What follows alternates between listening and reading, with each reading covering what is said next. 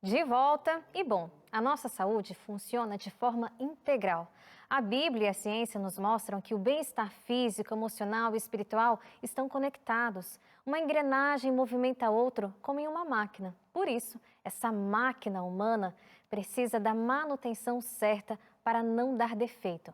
E para conversar sobre como a saúde do nosso corpo está completamente integrada e como fazer essa manutenção completa, eu recebo aqui no estúdio uma conhecida já de muita gente. Ela é apresentadora do programa Vida e Saúde e uma das autoras da revista Esperança, a Máquina Humana. É a Teru Gouveia. Teru, seja muito bem-vinda aqui ao estúdio do Revista. Muito obrigada por participar.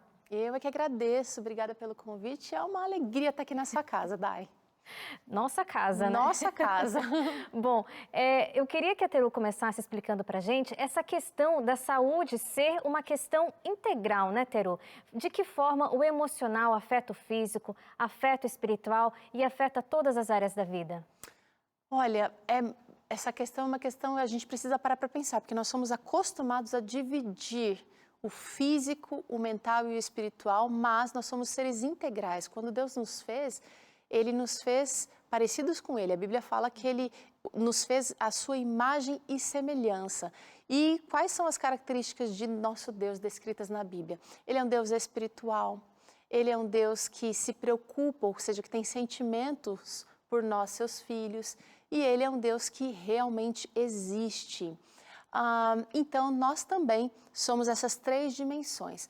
Pensa o seguinte, quando a gente corta um dedinho, quando a gente lasca assim um cantinho da unha, você pode estar 100% bem, mas aquilo vai começar a latejar à noite, vai tirar o nosso sono, pode nos deixar irritadas, ou seja, começa a mexer com as emoções. Estou falando de uma coisa pequenininha e com certeza a gente não consegue adorar a Deus de maneira plena ou mesmo se concentrar, por exemplo, no estudo da Bíblia, se tem algo incomodando. Agora, dei esse exemplo assim, até bobinho, né? Mas pensa, alguém sofrendo com diabetes, que é uma doença silenciosa, uma doença que vai aos poucos ali roubando a qualidade, né, Dai?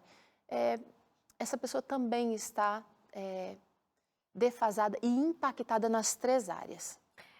É verdade, e é curioso também, né, Teru? Porque quando a gente fala sobre saúde, é impossível não falar de alimentação, acredito que seja a base. E no mundo, é difícil se alimentar de forma saudável. Esse é um tema com o qual eu acredito que você lide todos os dias, né, no Vida e Saúde, e a gente vê as pessoas comendo muitos alimentos ultraprocessados, e mesmo os vegetais estão repletos de agrotóxicos.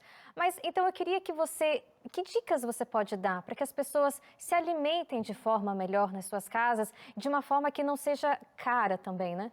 Olha, a gente tem que pensar daí em simplificar.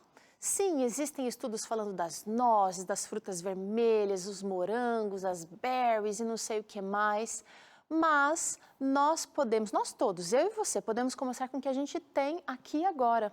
Eu acho que essa é a dica mais simples. O quê? Colocar dentro dessa máquina comida de verdade, alimento de verdade, aquilo que nasceu de um pé, de uma árvore, de uma planta. Simples. A gente complica muito. E a gente às vezes tem aquele pensamento reducionista. Eu só vou me proteger do câncer se eu comer as tais frutas vermelhas. Não. Deus é um Deus tão incrível e fascinante que Ele fez frutas, legumes, verduras e sementes específicas para diversas regiões do mundo, para os diversos climas e nas estações, inclusive. Olha só que interessante. Quando está chegando no inverno, quando estamos na época do inverno, lá julho, junho, o que nasce aqui no nosso Brasil? As mexericas, os limões, as laranjas, que são alimentos que são poderosos para a nossa imunidade, para enfrentar esse clima mais frio, mais seco e deixar a gente preparado para proteger-nos de doenças. Então, a gente pode entender que Deus provê, mas quanto menos processado, menos industrializado, menos óleo você usar, menos açúcar, menos sal, mais saúde você vai pôr no seu prato. E aí pensa, mais frutas, mais legumes, mais verduras, mais sementes, aquilo que você tem aí. É mandioca? É macaxeira? Então vai. E tem que diversificar, Dai. Uma dica eu tenho que ter um prato com as cores do arco-íris. Café da manhã, almoço e jantar, ou um lanche da noite, né? Precisa ter cores. Se o meu prato está muito de uma só cor, está muito meio amarronzado, eu vou talvez estar provendo o mínimo possível para o meu corpo. Agora, se ele tem cores, eu sei que ele tem variedades de nutrientes.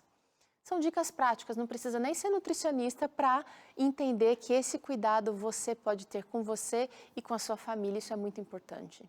Muito importante. E ainda falando sobre importâncias de saúde, né? Tem uma outra questão que é a saúde mental. Muitos especialistas concordam que a gente vive aí uma pandemia de transtornos mentais. Esse é um dos vários temas que você trata, né, na revista Máquina Humana. Então, eu queria, Teru, que você dissesse, que você contasse pra gente que dicas você pode dar para que as pessoas tenham mais saúde mental. Desafio, né? É um Muito, verdadeiro né? desafio porque nós estamos numa época de muitos estímulos e também de muito conhecimento científico. Então, parece que quanto mais a gente conhece, mais difícil se torna, mais desafiador se torna. Mas, de novo, nosso Deus é um Deus, ele não complica as coisas. Pensa nas coisas simples. E a saúde mental está muito relacionada com os nossos relacionamentos, como nós, não só os horizontais, mas o nosso relacionamento vertical. Parece que a gente está perdendo a fé em Deus e colocando a nossa fé nas coisas, no material ou mesmo no virtual. Por que eu digo isso? Porque a gente gasta muito tempo focado nessas coisas. Então, de novo, não é tão complicado assim. Acho que a gente pode desacelerar e respeitar aquilo que Deus colocou como sinais para a gente desacelerar. Por exemplo, o sol que se põe. Quando o sol se põe, significa que a gente começa a produzir hormônios e estímulos internos que é para o nosso corpo realmente baixar um pouquinho o metabolismo, baixar um pouquinho as atividades, se preparando para o repouso. E aí, às vezes, precisa ser um pouquinho radical, viu, Dai? Deixar as telas em um outro cômodo, em uma outra parte da nossa vida, para que a gente possa viver esse olho no olho. A gente precisa desse olho no olho, gente.